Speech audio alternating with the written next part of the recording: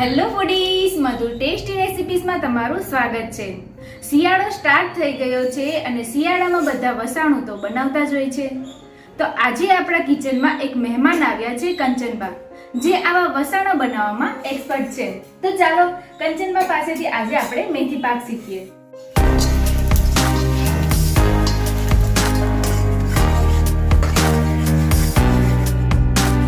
તો ફ્રેન્ડ્સ, મજા આવે છે કંચનબા પાસેથી મેથી પાક શીખવાની. આ રીતે શીખવા માંગતી હોય ને છોકરીઓ, તો મને બહુ આનંદ થાય.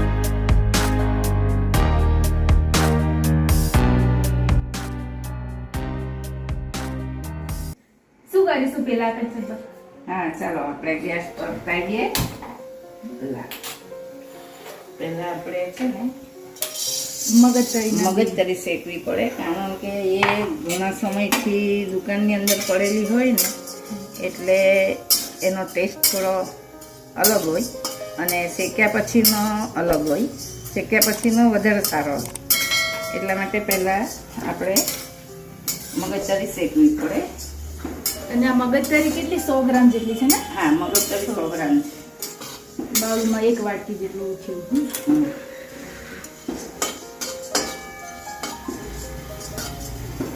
એ છે ને જ્યાં સુધી ધણીની જેમ ફૂટે ના ને, ફૂટે એટલે ખીલી જાય થોડી, ત્યાં સુધી આપણે એને હલાવવી પડે. તળતળ બોલે ને એટલે કઢાઈ તપી ગઈ છે. ધાણીની જેમ જ અવાજ આવે છે. એને ફોડે તો જ સરસ લાગે. થઈ ગઈ ને? હવે કાઢી દઈશું.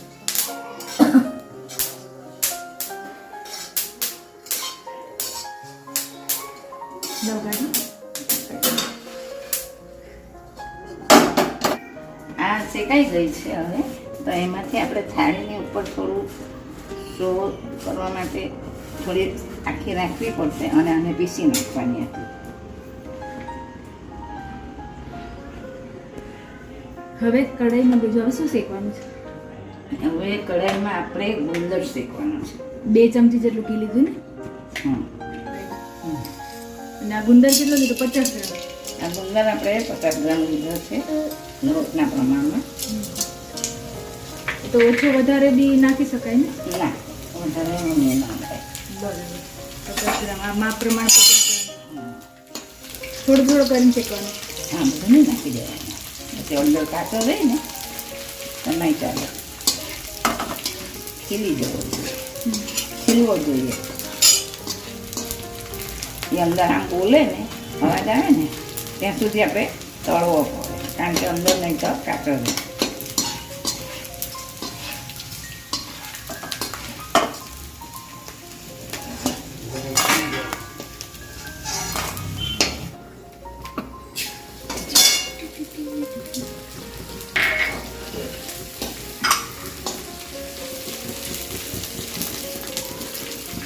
આ પાછો ઘીમાં જ શેકાય, તેલમાં ન શેકાય. ને આ ગુંદર આવે બાવળનો ગુંદર જ આમાં ન થાય ને આપણાથી ખવાય. તો કોઈ બી કરિયાણાની દુકાનમાં મળી જાય ને? હા, મેથીનો આપણે માંગીએ ને એટલે એ બધું અંદર આપી દે. હવે આપણે લઈએ ચણાનો લોટ. ચણાનો લોટ શેકવાનો. પાછું કેટલું? 1 ચમચી? એ તો પછી આપણને જોઈએ તેટલું લેવાનું. બરાબર. ઓછું લાગે તો વળી 1 ચમચી નાખી દેવાય. બરાબર.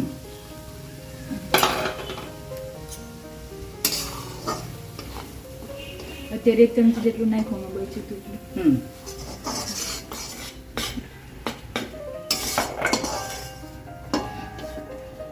આ શું છે, પછી કઢાઈ થઈ જાય એટલે પહેલા આપણે એને શેકી જ લેવો પડે ગુંદરને.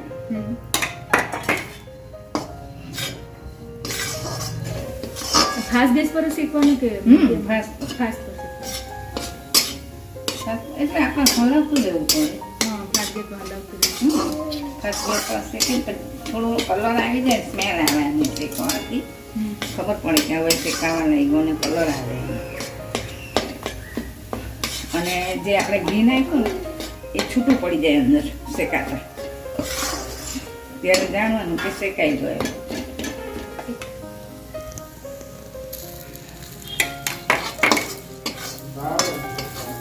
ગુંદર શેકતા થોડુંક વધ્યું છે, એમાં 3 ચમચી ઉપરથી નાખ્યું. હા,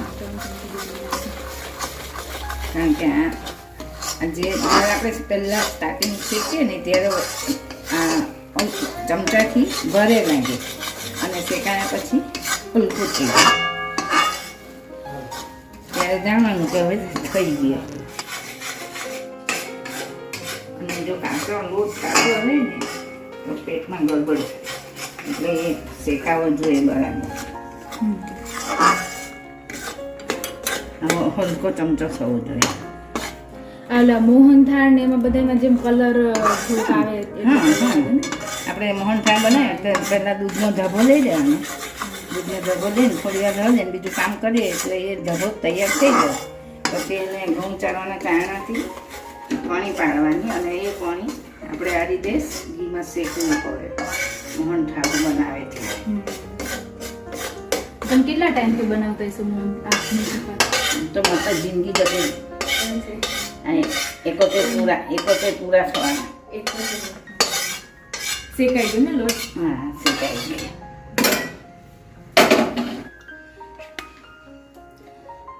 કેટલી ચમચી ઘી નાખશે? 2 ચમચી. હવે અડદનો લોટ. હવે આ અડદનો લોટ નાખ્યો છે. ચણાનો લોટ કરકર હતો એ 150 ગ્રામ જેટલો હતો, અને આ બી 150 ગ્રામ. અડદનો કરકર.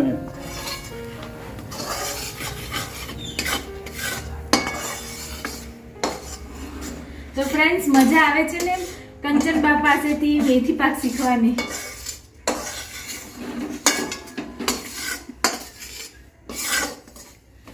આમાં બી ઘી નાખવું પડશે ને?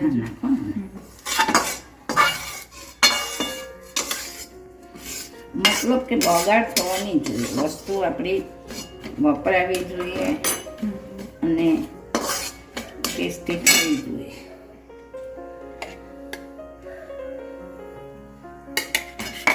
આપણે કહેવાય એમ કે 100 ગ્રામ ને 200 ગ્રામ, પણ એની અંદર જોઈએ એટલા મટીરિયલમાં હોય.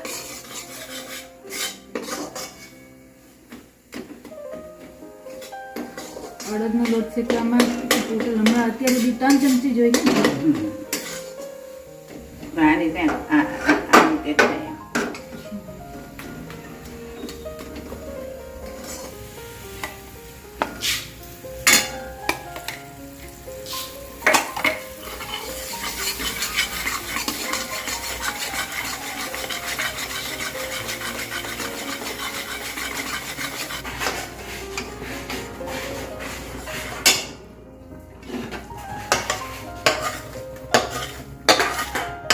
અડદનો લોટ બી શેકાઈ ગયો. સ્મેલ આવે ને? સ્મેલ આવે તો સુગંધથી જ ખબર પડી જાય છે. કલર ને સુગંધ બે આવી છે.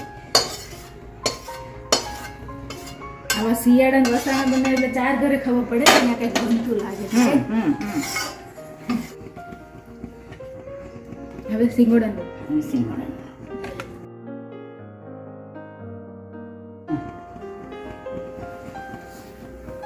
2 ચમચી ઘી નાખ્યું અને એમાં 2 ચમચી ઘી નાખ્યું છે. અને લોટ સિંગોડાનો કેટલો? સિંગોડાનો 100 ગ્રામ.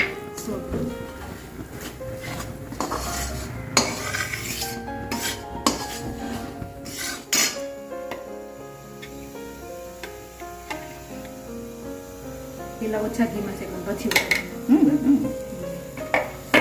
એટલે ઘી એવું છૂટું થઈ જાય એમ છે ને છૂટું.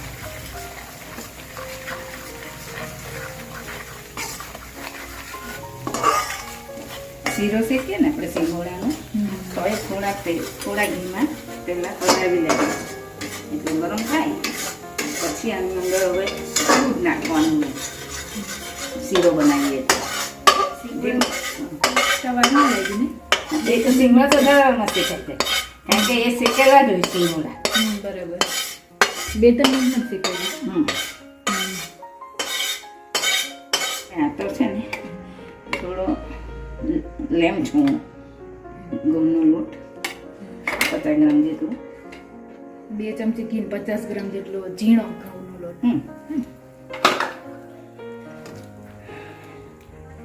હવે એકવાર બધું આ શેકાઈ જાય ને પછી વાંધો નહીં.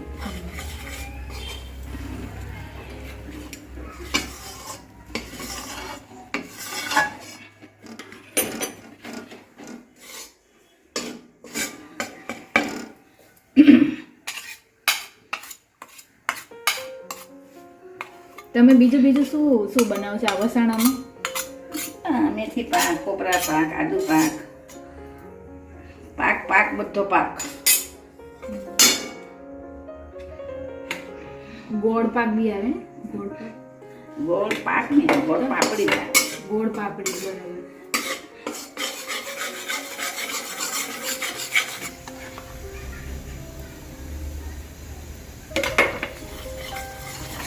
આમાં થોડું 3 ચમચી જેટલું નહીં? પછી અત્યારે તલના લાડુ આવશે.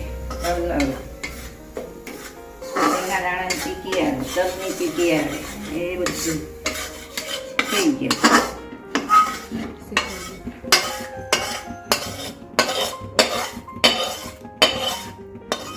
મગજતરીના બી પીસી લેવાના છે.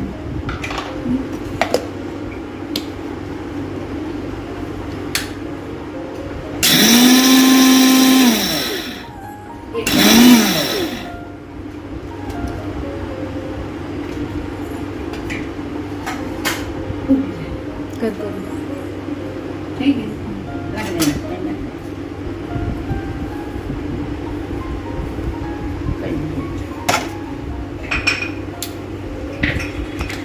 કાજુ બદામ તો ચીની પછી જેટલા નાખો એટલા ને? હા, એમાં તો તમારે જેટલું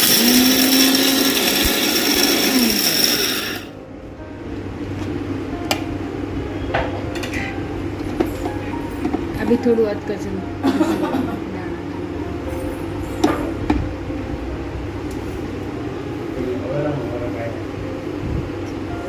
અને આ ગુંદરને બી પીસી લેશે.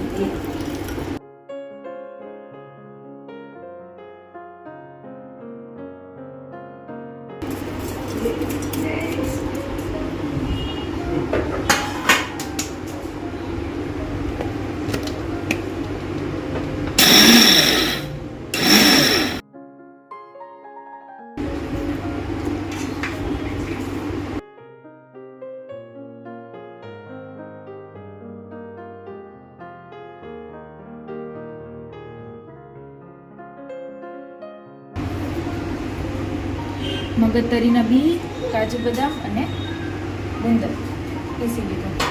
કોપરું શેકું છું. 1 ચમચી ચીની.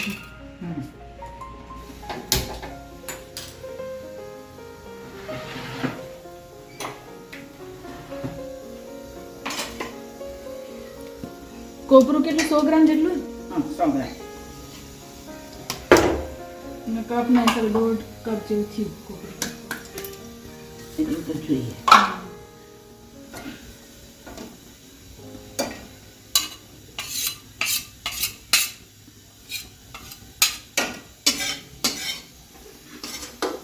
આવો ઘણા વખતનું પીસેલું હોય ને એટલે એમાં કાચું ને શેકેલામાં ફરક પડે, એટલે શેકવું પડે. થોડો કલર આવવા દેવાનો.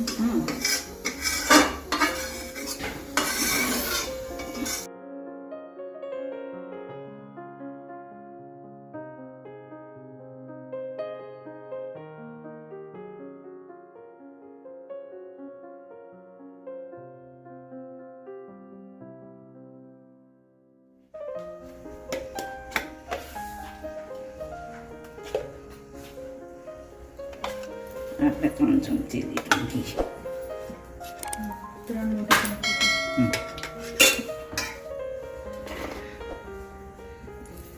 ગોળનો પાયો કરવાનો.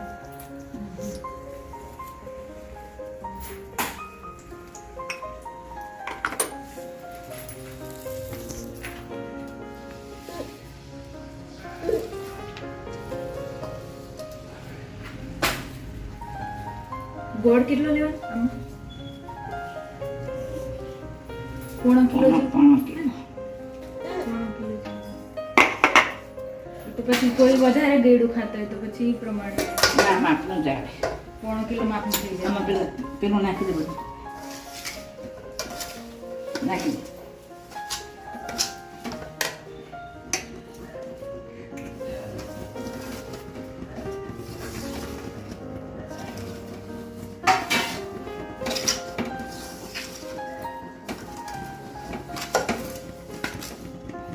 બધું મિક્સ કરી દેવાનું. બધા લોટ છે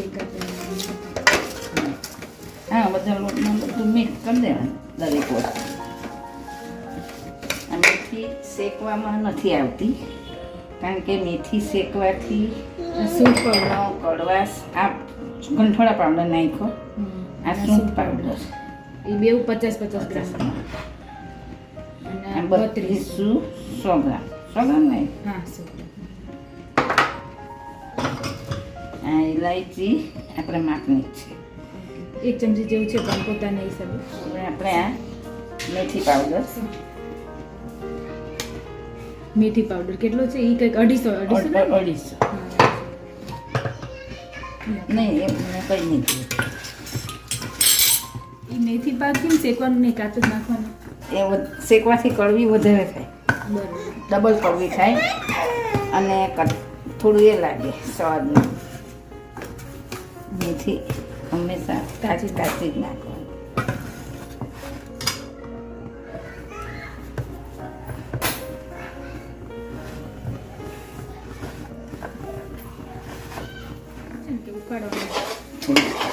ઉકાળવાનું થોડો, પછી બહુ એની હોય ચાખણી પછી કડક થઈ જાય ને, તો પછી ઉકળી જાય તો કડક થઈ જાય. પછી વધારે ગરમ કરી અને કાઢી તો એ કડક થઈ જાય.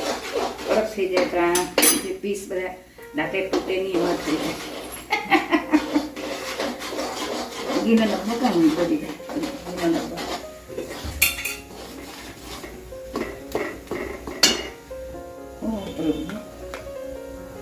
બધી રીત બધી અલગ અલગ હોય.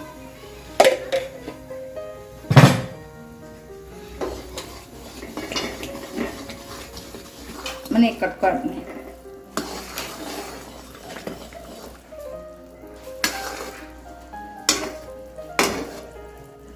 થઈ ગયું. હા, ચમચો કાઢી લે. આમાં ફેરવાનો ચમચો કઢાઈ. હા, એ લઈ લે બધું.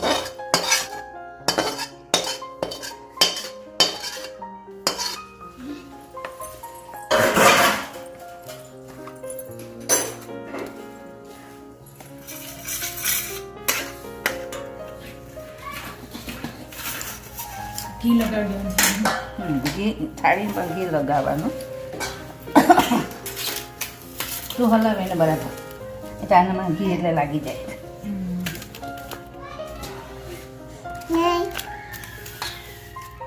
ચાલ લગા, આમાં ફેરવાય. બસ તું ફેર.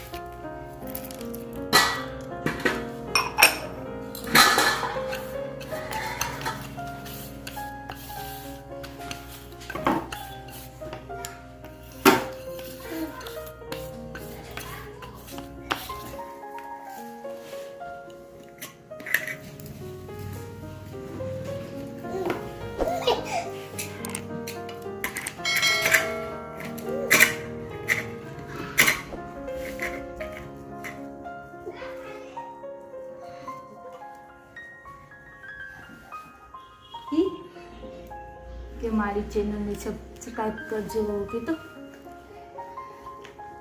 એક વસાણામાં એક અડદિયાની રેસીપી પણ મૂકી છે. થેન્ક યુ બા, તમે આટલો સરસ મેથી પાક શીખવાડ્યો એટલા માટે. બધી મસ્ત ટિપ્સ આપી.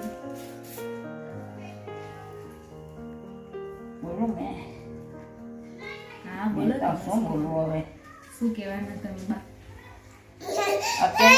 અત્યારની છોકરીઓને તો કંઈ કેવું પડે એવું છે નથી. ના ના બા, તમે અનુભવી બધું કેવું? શીખે જ છે. તમે અનુભવી કેવું તો તમારી પાસે તમે કેટલું બધું હજી શીખવાનું છે. કેટલા વર્ષ ને આ રીતે શીખવા માંગતી હોય ને છોકરીઓ તો મને બહુ આનંદ થાય, પણ આ રીતે જે કરવા માંગતા હોય ને એ મને ઘણો આનંદ છે, ને એમને શીખવવાનું આપણને મન થાય.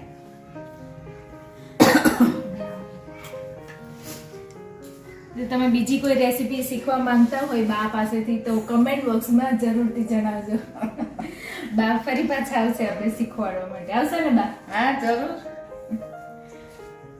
અને રેસીપી પસંદ આવી હોય, ગમી હોય તો તમારા ફેમિલી મેમ્બર્સ સાથે અને ફ્રેન્ડ સાથે જરૂરથી શેર કરજો. થેન્ક યુ બા.